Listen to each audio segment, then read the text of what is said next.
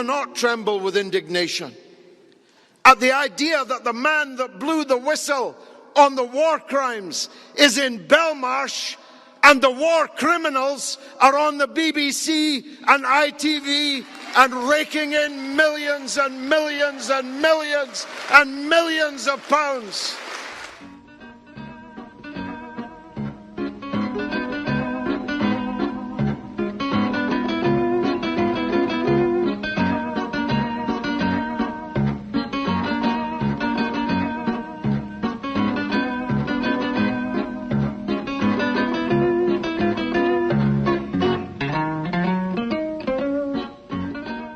Okay, that was George Galloway at the very top from a speech he gave in 2020 during the Assange extradition hearing in London.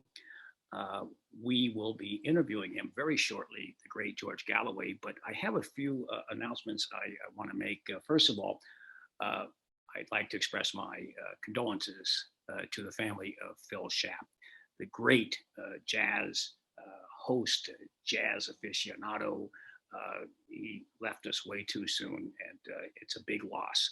We will play a Louis Armstrong tune at the very end in memory of Mr. Schaap. Also, I want to announce that we are going through with the Stand Up for Assange events, October 16th in Washington, D.C., and October 24th in New York City. I'll have more information down the pike here. You can email me, credical2014@gmail.com. Also, today is the anniversary, the 50-year anniversary of the massacre at Attica. There'll be events tonight. Tune in. Go to Attica Is All of Us here, September 13th, 6 p.m., atticaisallofus.org, and catch the live stream. Just go to that web URL and dig in and find out how to do it. I'd like to play something from that date. This is William Kunstler on the date of the massacre, actually the next day. We'll be back on the other side. I brought with me to read to you what these men wanted, what their cry was to a government that murdered them today. They said this: "We are men, we are not beasts, and do not intend to be beaten or driven as such. The entire prison populace has set forth to change forever the ruthless brutalization and disregard for the lives of the prisoners here. What has happened here is but the sound before the fury of those who are oppressed. Demands that will bring closer to reality the demise of these prison institutions that serve no useful purpose to the people of America, but to those who would enslave and exploit the people of America." Okay, there you go. All right, Attica Is All of Us. All right, we're going to play a quick bit of music by the great Nils Melzer, and we'll be back with the great George Galloway.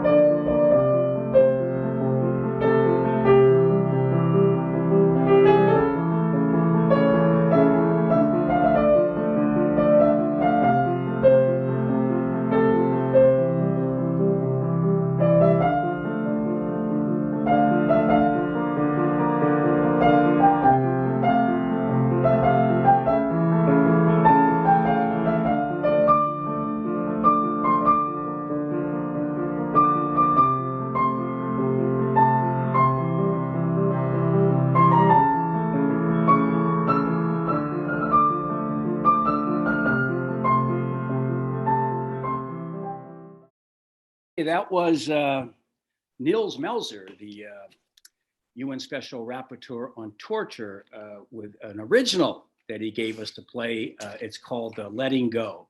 I'm Randy Credico, live on the fly here on the Progressive Radio Network. And as promised, we are joined by my favorite talk show host. And if I were in the UK, my favorite politician, And he's a writer. He's got books out, and he's got a new. Actually, it came out in April, but I just finally saw it yesterday, and it's really an incredible piece of work, a tour de force. George Galloway, thank you for joining us again. It's a pleasure always, Randy. I wish I could meet up with you in the United States. Maybe someday that'll be possible. Yes. Well, I'm afraid to go to the UK again after the treatment of Craig Murray. Yeah. I have been identified as a person that took some photos of the trial of Julian Assange at Belmarsh, photos of him in that glass cage as if he was Adolf Eichmann. So I'm not going to admit to it, but I think contempt charges could still be alive if I were to return to London. And who knows with your CPS. Well, that's why I need to come to the US to see you. Although whether I'd be safe there with President Joe Biden in power, I'm not so sure either. Well, you probably would. I mean, the last time I think you were here was 2005, 2006, when you testified before the Senate. Yep. That was an amazing episode. We played it the last time, but I don't know how that happened, George, but you came out looking great. You hit a knockout like Ali against Foreman. It really was dynamite. Yeah, that was my best day so far. I'm hoping to get one or two others in before the end. But indeed, of fond memories. 15 years ago that now. Yeah. Yeah. Well, that brings us to the film, this Killing Kelly, which I saw. And I wasn't going to talk about that first because this is an Assange show, ostensibly. But I think we have to talk about Killing Kelly. It's on now. People who want to watch it go to Vimeo, right? Is that how they get it? Yes, on Vimeo. Pretty soon it'll be on Amazon. If you can play British DVDs, you can get a signed one from me from my shop at georgegalloway.com. It's going really well. It's being critically acclaimed everywhere. It is not a subject which is alien to the Julian Assange story at all. Right. Because it is a film about a man who was a victim of the same British state apparatus as have incarcerated poor Julian all these years. Right. And this is basically a sequel to the killings of Tony Blair, which came out in 2016. Am I correct? That's right. There's going to be a trilogy of killings of Tony Blair, Killing Kelly, and I'll keep it under my hat what the third one is for now, if you don't mind. But David Kelly, for those in America who don't know him, was a very, very important figure in the British defense establishment, in the military-industrial complex. He was an arms inspector who helped to disarm the weaponry of the former Soviet Union countries on the collapse of the USSR. He helped to disarm the remnants of the apartheid South Africa nuclear weapon. And of course, most pertinently for this film, he was central to the search for weapons of mass destruction in Iraq. He spent years in Iraq with the cooperation of the then Iraqi government of Saddam Hussein, disabling weaponry in accordance with the agreements that Iraq had entered into. But he began to realize that actually the canard that Iraq had nuclear, chemical, biological weapons, WMD, was a lie, was more than a lie. It was a hoax, a deliberately engineered hoax to fool your country and mine and many others into invading and then occupying Iraq. And he went in a single moment from having maximum security clearance to being a maximum security threat when he began to go rogue. He began to talk to journalists, and off the record, of course, at that stage, though one never knows how all of that would have ended up, but off the record, he was telling some of the most important journalists and broadcasters in Britain, at the BBC in particular, that the Tony Blair government and the George Bush government, for that matter, had lied through their teeth to fool their countries into war. And when that going rogue became inescapable, ineluctable, he became a wanted man. Yeah. And just a few days later, Randy, few days later, he was found dead in the woods, as he earlier predicted that he would be. Well, he testified before a committee of the parliament just prior to this? Exactly, and that's when, if you like, his death warrant was signed, because he was the number one item on the news, because the British people had already begun to suspect that the Blair government had lied about the war. And here was a man in front of them, evidently a man of integrity, respectability, honored by the Queen, in line for a knighthood, who was just a hair away from openly accusing the British government of having invented the biggest hoax in British history. That made him a very, very dangerous man. Certainly made him a marked man. Well, I got to tell you something. I watched a couple of days ago this interview that Tony Blair gave on BBC in front of a live audience. And you could tell he was lying through his teeth. I mean, he kept going around in circles to justify what was happening, and there's no weapons of mass destruction. The news presenter said to him, I forgot his name, and then he said, "Well, there could be." Basically, conditioned on the could be weapons of mass destruction. I don't know if you saw that interview.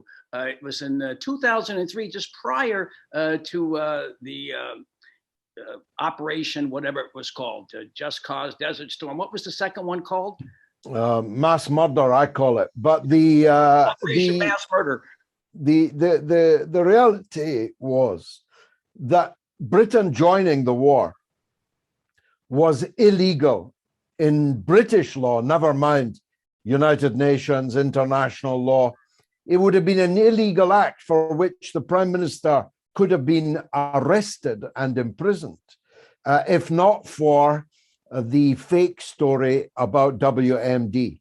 In the United States, you could have, probably would have, invaded Iraq anyway, on any pretext. But in Britain, under British law, the Prime Minister had been formally warned in writing by the Attorney General, the chief law officer in the land, that only the danger to us of weapons of mass destruction gives you a legal basis to join George Bush's invasion of Iraq. That was the only thing that could have made it legal. And when it turned out that there were no weapons of mass destruction, and according to what David Kelly was saying, the Prime Minister knew that all along, then murder charges could well have been forthcoming. So it was a most convenient death in the woods that Dr. David Kelly suffered. His suicide came as a great shock to many people, principally himself. Yeah. Well, let me, there was an inquiry, I believe, that Tony Blair instigated. I don't know if it was just a whitewash or what, but there must have been a lot of public pressure. But before we play this trailer from Killing Kelly, what was Blair's motivation? Who was really the hidden hand behind the lies that he had to tell? It was almost like he was doing one of these bogus infomercials to draw Britain into this war. Well, of course, a liar once embarked upon a big and elaborate lie will have to go on lying for the rest of his life, and imagine that he can meet his maker one day. And Tony Blair is a believing Roman Catholic like myself. He believes, presumably, that he's going to charm his way through the pearly gates. Not many people agree with him about that.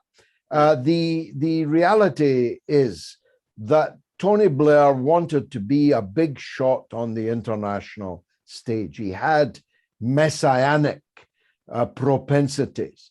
Never mind believing in Jesus, he seemed to think he was Jesus. Right. And in fact, has turned out to be viewed by most people in the country as Satan made flesh.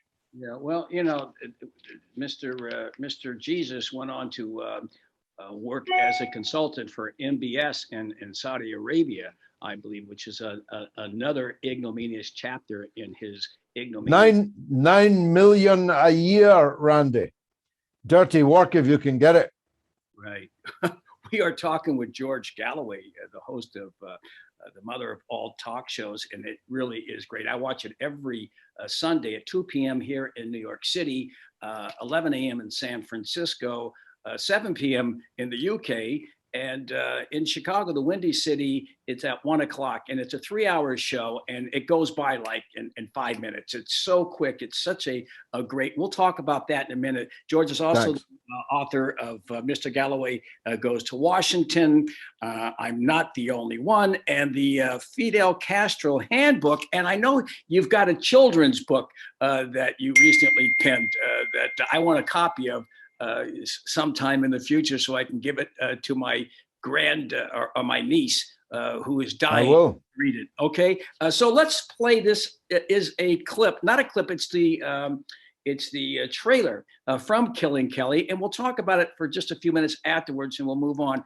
This is from Killing Kelly, and the intro is actually into the trailer by George Galloway. They lied about the strange death of Dr. David Kelly. And my film, made with the award-winning Irish director Sean Murray, will be out on April the 1st. And they thought they'd fooled us. They thought they might frighten us while we were making this film. They thought we couldn't get to what really happened to David Kelly. But we did. Here's a preview of my film, Killing Kelly, coming soon. You have to remember back in 2002, 2003, there was a wish by George Bush for regime change. That's what was driving him. Nothing to do with weapons of mass destruction, which of course didn't exist in Iraq. So they had to construct some sort of formula, some sort of cover story in order to persuade the British public that intervention in Iraq was right. Now, David Kelly, as an expert in weapons of mass destruction, knew that this was untrue. He knew that there were probably no weapons of mass destruction in Iraq. That was a guy that could have brought down. That was a guy that could have brought down the whole system. I reckon you're chaff. You're being thrown up to divert our probing. The Foreign Affairs Select Committee, that parliamentarian briefing, I think that was an indignity to him. He saw it on the news, and my very first thought was shock.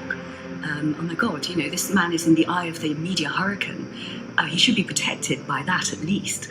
What's over your hands, Prime Minister? Are you going to resign because of this? I don't know the details of how Lord Hutton happened to be selected, but what was certainly the case is that he was the right kind of judge to use from the point of view of Downing Street and the intelligence services as well. Of the 21 days of hearing, only one half of one day was spent on discussing the forensic aspects. That is disgusting. Okay, George, that trailer in and of itself is worth the price of admission. Let me ask you, you have this guy, Sean Murray, who is the director who has won a lot of awards in the past. How long did it take you to work and finish this film, and how did you get it funded? Well, it was crowdfunded. We got thousands of people giving, I think, more than £60,000 to kickstart the film. Cost a lot more than that, of course, which is why it's on sale now rather than being given away. The director worked for nothing, and he is celebrated. One day he'll be a mega famous film director, Sean Murray of Belfast in the north of Ireland. He did a magnificent job on it. I'm really proud of it. It's one of the best things I've ever done. It's a film that is important and that will live long as a historical document. Everyone is vindicated much more quickly these days, Randy. Once upon a time, you'd have to be long dead before people said, you know, that guy was right.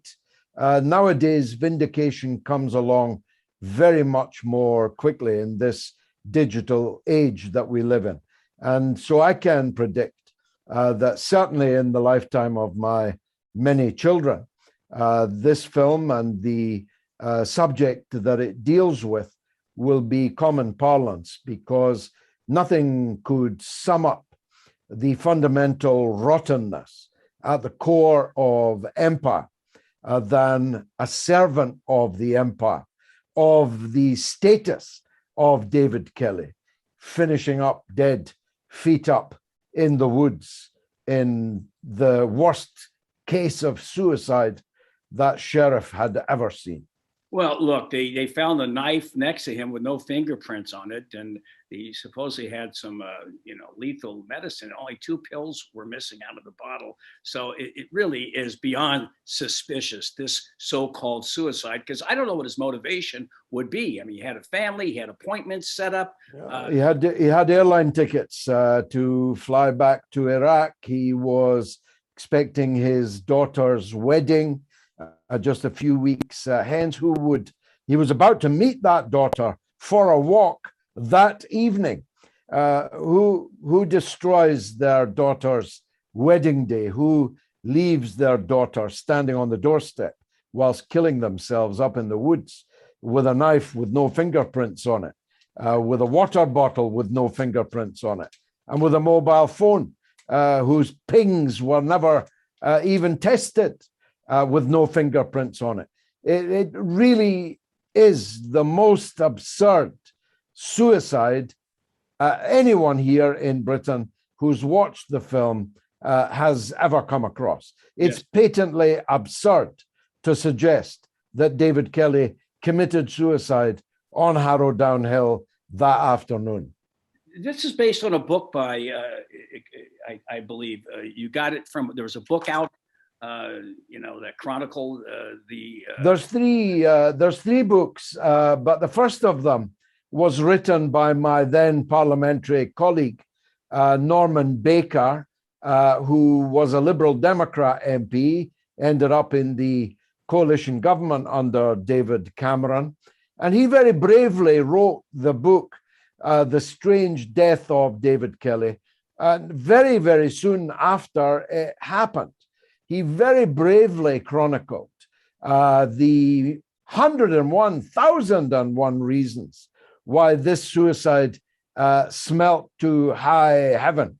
And since then, there have been 2 other books, particularly Miles Goslett's book, An Inconvenient Death.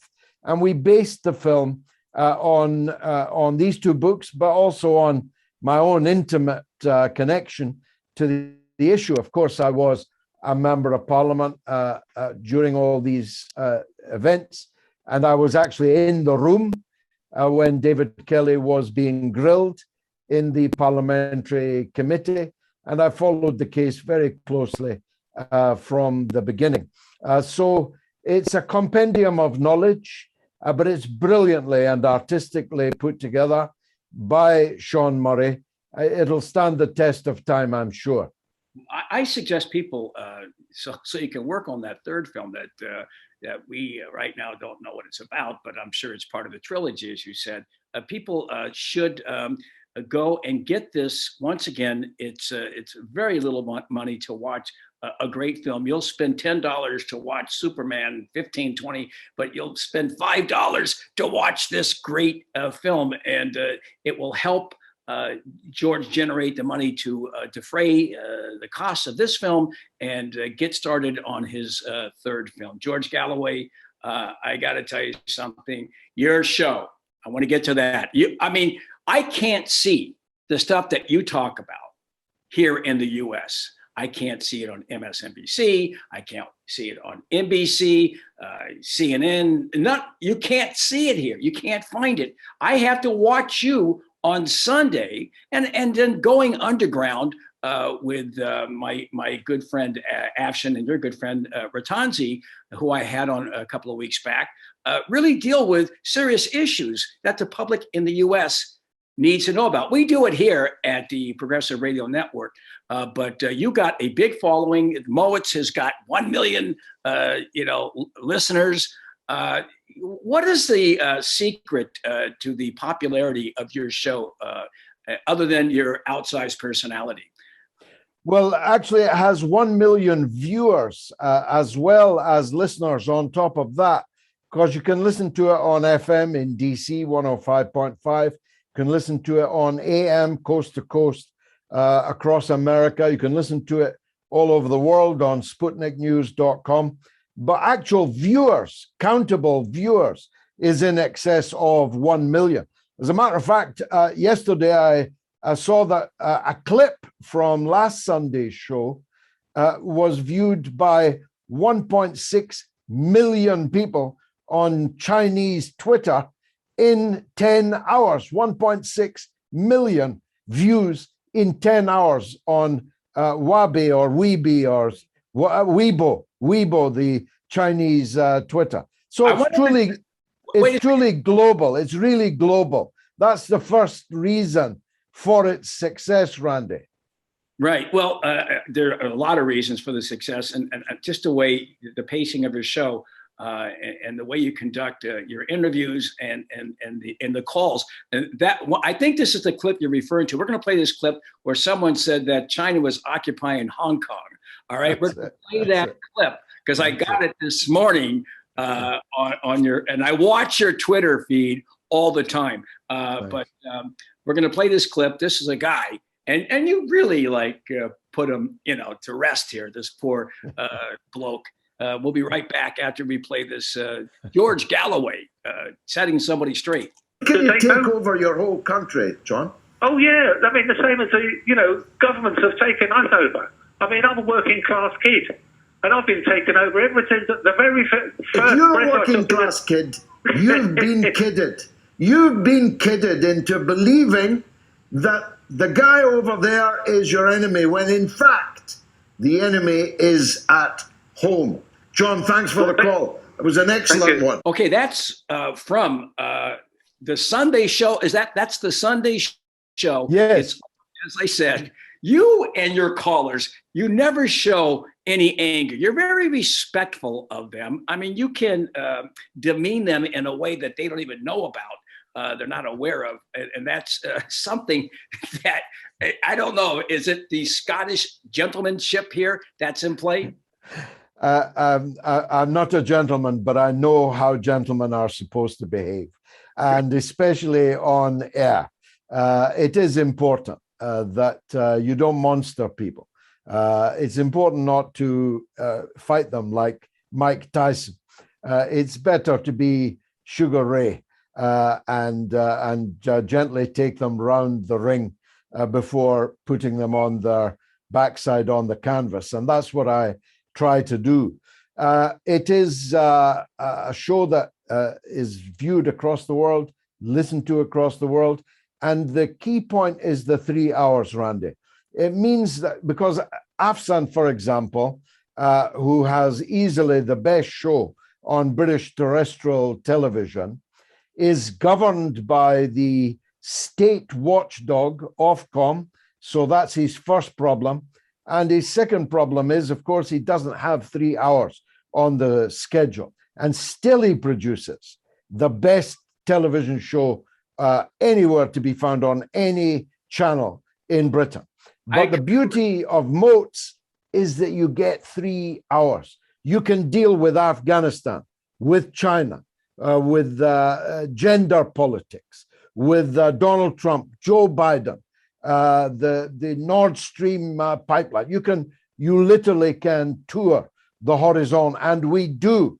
And we get calls, as you know, from Australia, from Canada, from Singapore, from Iran, from Iraq, from the United States, from Britain, callers from all over the world who at different time zones are viewing this live. And then, of course, you've got a massive audience. We've got a podcast now. It's only been running for about 7 weeks, and it is in the top 10% of all podcasts in the whole world. Wow.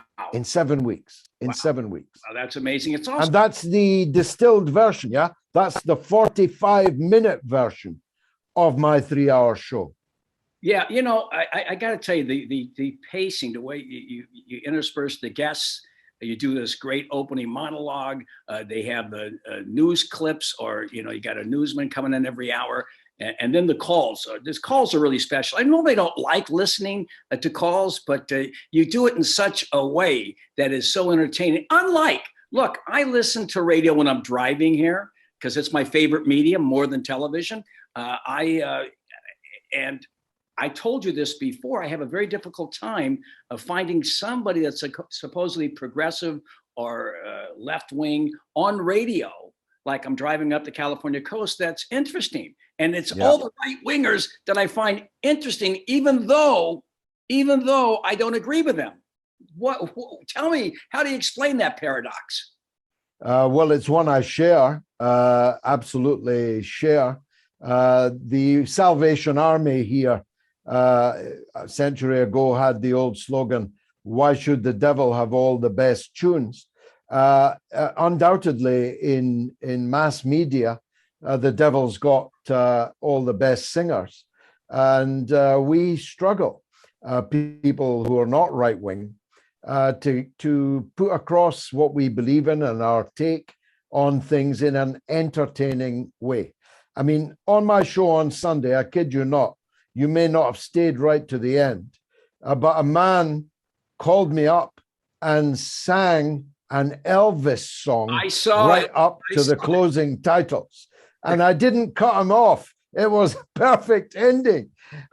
This man, he talked cogently about an important subject and then began singing without warning.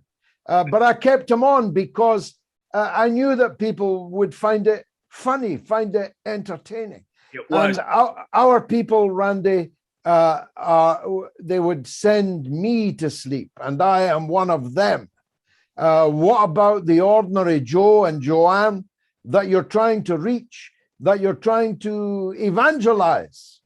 Yes. Well, look, I know the guy who sang the Elvis. You can get that on George Galloway's Twitter feed. That's at George Galloway. Just spell it out.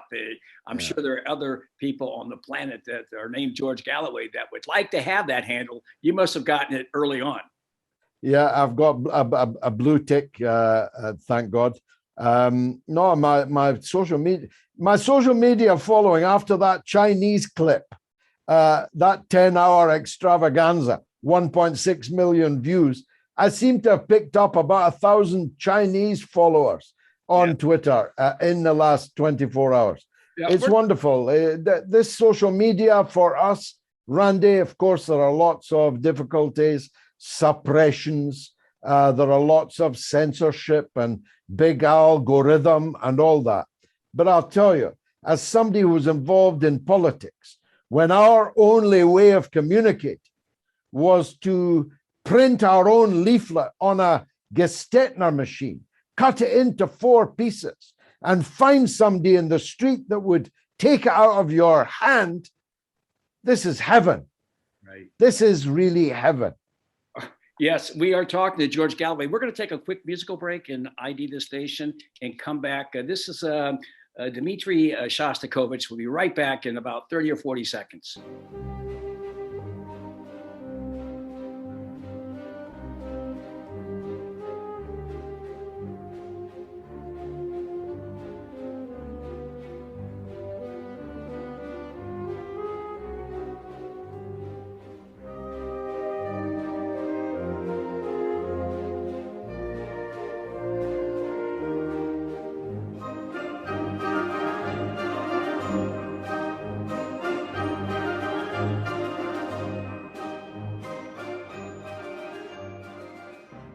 Okay, I'm Randy Credico live on the fly here on the Progressive Radio Network. We are continuing our discussion with George Galloway, former 30 years as an MP. I can't believe 30 years as an MP. That was like 90% of your life, George, because you're not that old. Author of many books. And we talked about his recent documentary, Killing Kelly, which you got to get. And you know, George, I do watch your Twitter feed. I want to get this out here because I get disturbed in a good way every time I go to your Twitter feed. I see that you tweet with a comment, someone who perished, someone who was murdered at Auschwitz. It's very moving, and I don't even know what the question would be to you. I don't want to ask you what your motivation is, but obviously this was like the ugliest chapter in human history, the mass murder, industrial murder of women and children by the Nazis. It is the greatest crime in human history. There have been even bigger death tolls, slavery, for example. But the purpose of slavery was not to kill the slaves. The purpose of the Holocaust was to kill the Jews. And of course others, but overwhelmingly Jews. 6 million Jews, whether they were old men or little girls of 1 and 2 years old, even babies in their mother's arms. And this happened 9 years before I was born, Randy. This is not ancient history. I knew people that lived through that period. I've met people who survived these death camps. So it's vitally important that we, first of all, humanize that number of 6 million, because otherwise people will argue, was it 6 million or was it 5 or was it 4.6, as if that made any difference at all. Once you humanize the people who were slaughtered in the lifetime of some people who are still alive today by Europeans, by European Christians, by European fascists, and whose victims were handed over to the executioners, oftentimes by their own neighbors. My wife comes from Amsterdam, although Indonesian, where another massacre, of course, took place in the 1960s. That's another subject. But she lived round the corner from the Anne Frank Museum, the famous Anne Frank diaries your audience will know about. Anne Frank was handed over to the executioners, not by the SS, but by her own neighbors, by other Dutch people. The anti-Semites in all these European countries fell upon their own neighbors like wolves and pushed them onto the trains headed to the death camps. So an understanding of what fascism is, how easily fascism can catch fire and can inflame and imprison the hearts of even ordinary people, just like that. It's just amazing. This one here, Agnes, that this morning that you put up, heartbreaking, just kills you. I mean, a lot of times I'll break out crying because you look at her, you say, please, she was there. She's 6 years old. This woman, this little girl, not woman, little girl was taken and killed at age 6 in the gas chamber. Anyway, one thing I wanted to ask you today, because I'm fascinated, as you are, with World War II. I've read William Schreier's book 3 or 4 times. I'll probably read it again. It's the ultimate book, history of World War II, leading up to it, all the way back to Hitler in Austria. But people don't know what the Brits went through during that, when they were fighting alone.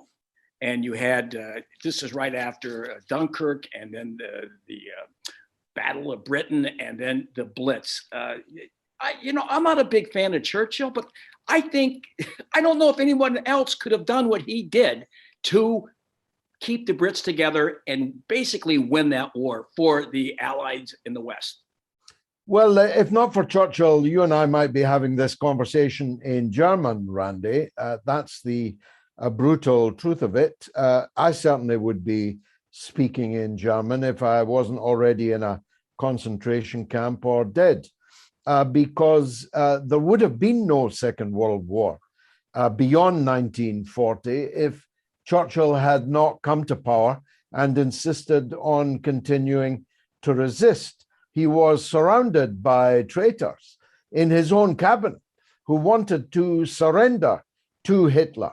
So in other words, before the United States entered the war, long before it, before the Soviet Union entered the war would have been finished, right, if the British government had capitulated upon the fall of France.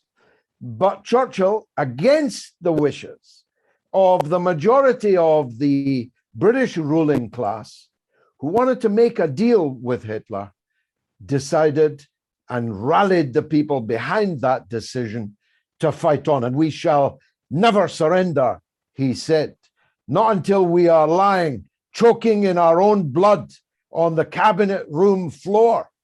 We will never surrender. A few of them shifted uncomfortably in their seats at that, Randy, because they had no intention of choking on their own blood. Many of them sympathized with Hitler fascism. Many of them wished that Hitler had marched to the east rather than the west. They hated the Soviet Union far more than they hated Nazi Germany. So that's we suffered a lot. Of course, we were bombed. Our parents lived in air raid shelters, the East End of London, Glasgow, Liverpool, Birmingham, Coventry. All of our industrial areas were in flames night after night after night. We suffered a lot, nothing like what the Russian people suffered, of course, but being bombed every night by huge squadrons of German bombers is something that marked not just the lifetime of those that lived through it, but also mine, because I was born, as you were, not long after all that was happening. But our main contribution was in refusing to surrender when all around us had capitulated. Right. Hitler went across Europe faster than you can do in an Uber taxi now. Right. The European armies folded like cheap tents in Right. front of him. Yeah. And only the British stood firm until, of course, your country and the Soviet Union entered the war and made victory inescapable after that. And Yeah. the sacrifice your people made on the beaches of Normandy and the sacrifices your people made fighting Japanese fascism in the Pacific should never be forgotten, especially by those that consider themselves politically progressive. Right. I will say that you're right. After the French fell in the spring of 40, the Brits, towed the line all the way until late June of 41 with the Soviet Union. And then with the US, it wasn't until Pearl Harbor late in 41. So people need to remember that. Like I said, I'm not a fan overall of Churchill's earlier years. No, nor me. But He did 1,000 bad things, Randy. But the one thing that he did that was good, he did more than one, but The main thing that he did that was good could not have been more significant. No, nobody else could do it. There's no question about that. We are talking with George Galloway. George Galloway, host of Moets, which you can listen to you 7 days a week. You told me before we got started. How do people listen to you 7 days a week? Well, I'm on RT America every night at 5 p.m. London time. So I guess that's midday where you are, and you can do the maths thereafter.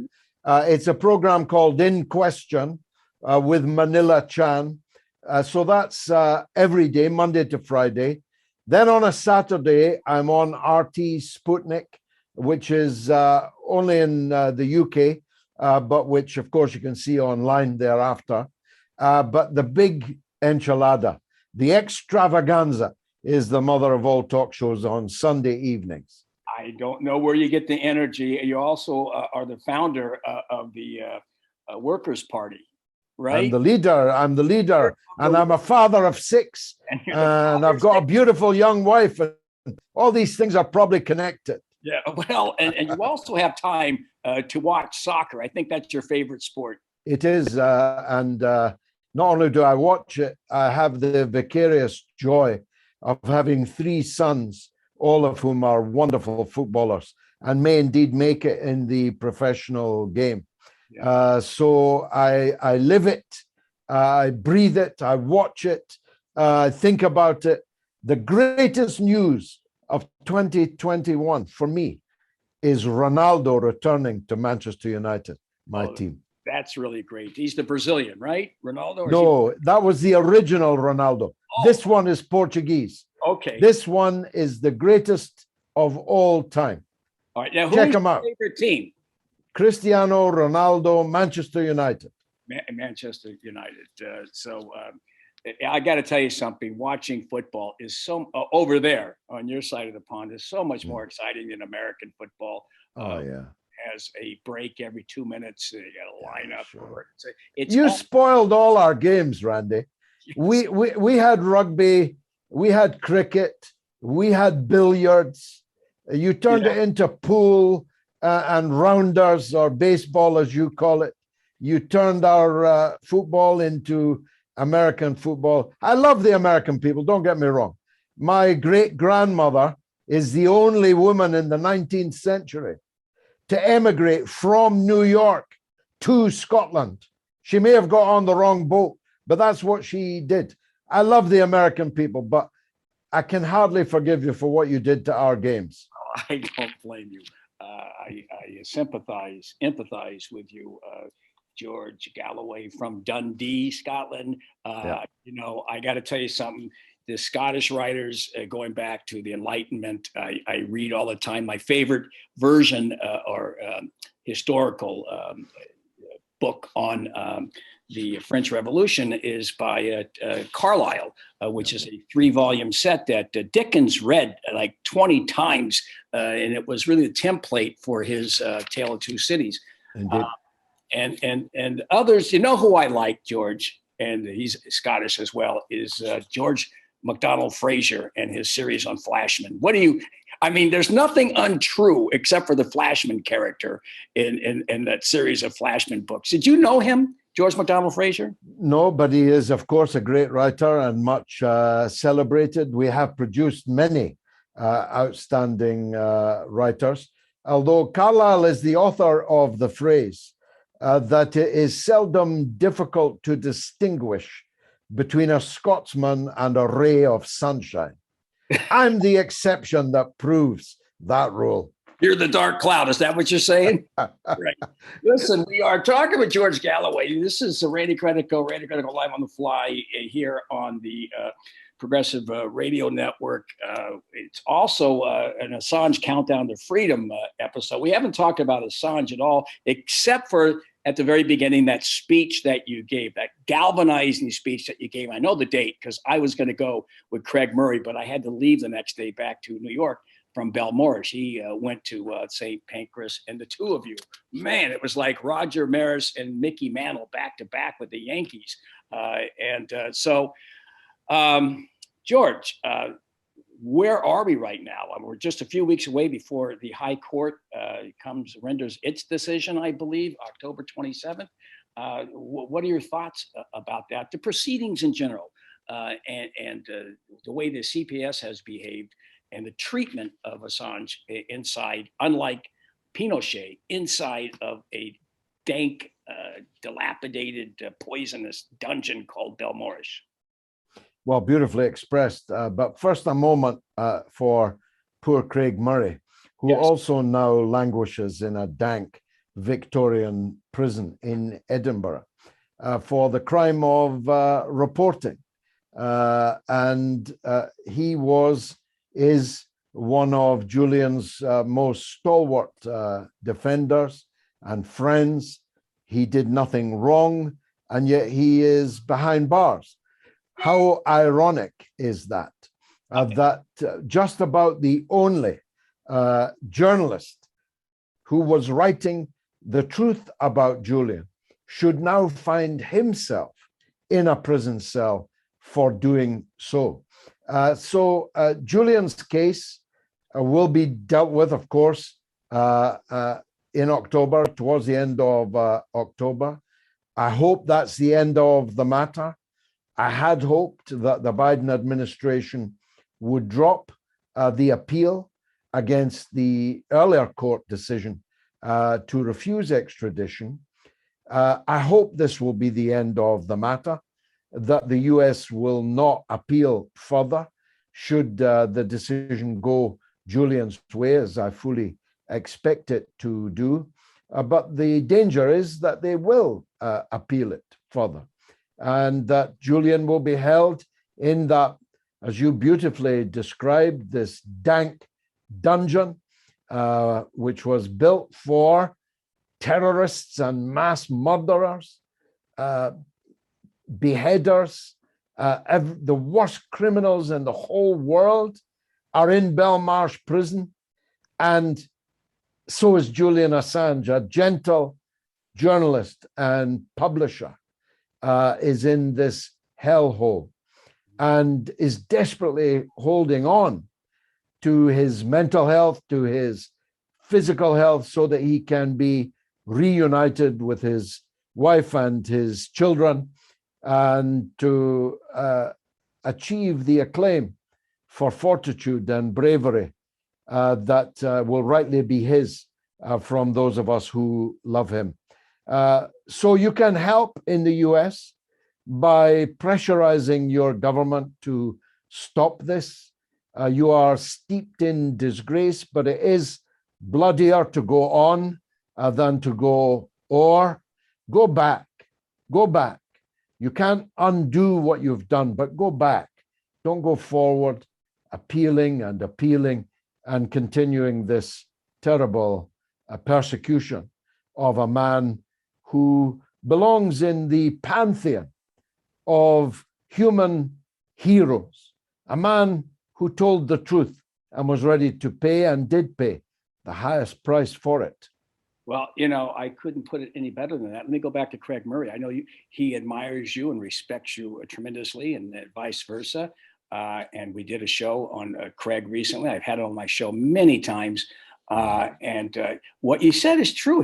All he did was report on the persecution of Julian Assange, and now they're persecuting him. He's not in good health. I had him on my show back in 2016. He had just undergone a blood transfusion. His heart is not in good shape. And yet they put him in. They say he's a civil prisoner, but he's not being treated like one. He's in a maximum security prison as well.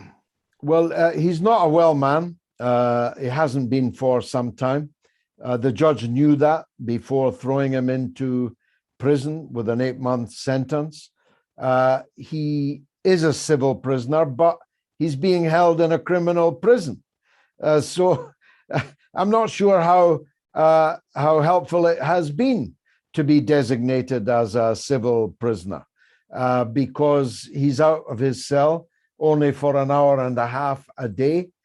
So he's 22 and a half hours behind bars in an ancient old prison called Saughton in Edinburgh. His wife's been to see him. I saw her interviewed, I think, by you, Randy. Yes. And so on. But this is an old man, an old man who's not well. Well, if he dies behind these bars, it will be everlasting shame on the Scottish criminal bench that dispatched him there for no crime whatsoever.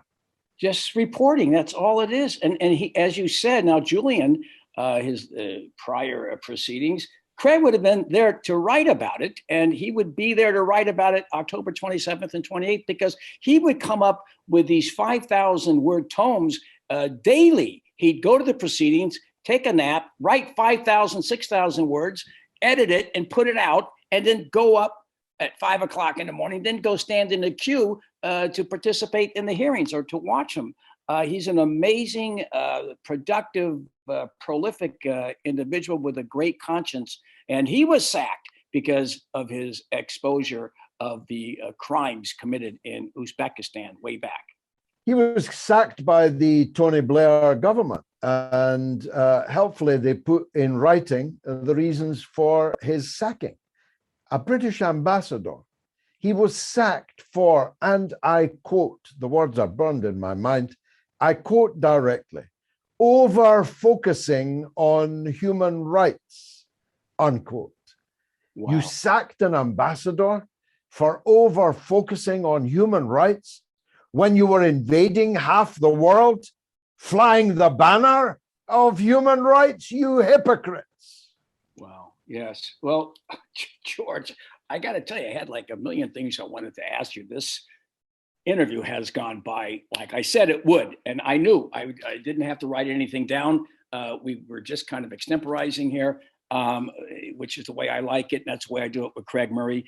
And the two of you, I watch you guys speak, and you're not looking at notes. You're just speaking off the top of your head. And folks, if you can, go to February 26th or 25th at St. Pancras Church. Google it and see George Galloway's full speech and Craig Murray's full speech from that day. Like I said, it is galvanizing and really moving. George, any closing thoughts, the implications and the ramifications if, well, with Craig Murray and now with Julian Assange, if in fact he is extradited? Closing thoughts. My closing thoughts would be is that there is no final victory and there is no final defeat. That there's only everlasting and ongoing struggle to move forward, and sometimes to resist those that wish to drive us backwards. That's how we should wake up and face every new day. It's the purpose, I'm sure, for which God put us here, to show what humanity can be. There's an angel on one shoulder that's whispering good things in your ear, and one on the other shoulder that is seeking to drag us off the correct path. It's important to stay on the right path. It's important to do the right thing. Our conscience is our daily communion with God. So examine your conscience. Did you do today all the things that you could have done to be a better human being and to make the world a better place? Well, try it. You'll thank me. Thank you, George. I'm not going to follow that. That's the final word. George Galloway, keep up the great work, and we look forward to seeing the I guess the part 3 in the trilogy of your 3-part series on Tony Blair and all the mischief and the violence and destruction he's responsible for. I'm Randy Critical live on the fly. We've been talking to George Galloway here on the Progressive Radio Network. We'll see you next Monday at the same time, 10 a.m. Thank you, George. Thank you, Randy. When you smiling,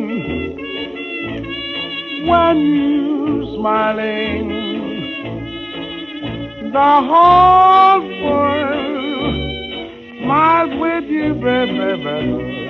Oh, when you laughing, babe, when you laughing, the sun comes shining through.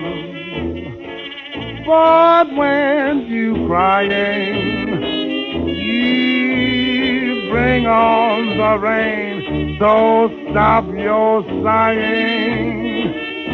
Be happy again and keep on smiling. Keep on smiling, and the whole world smiles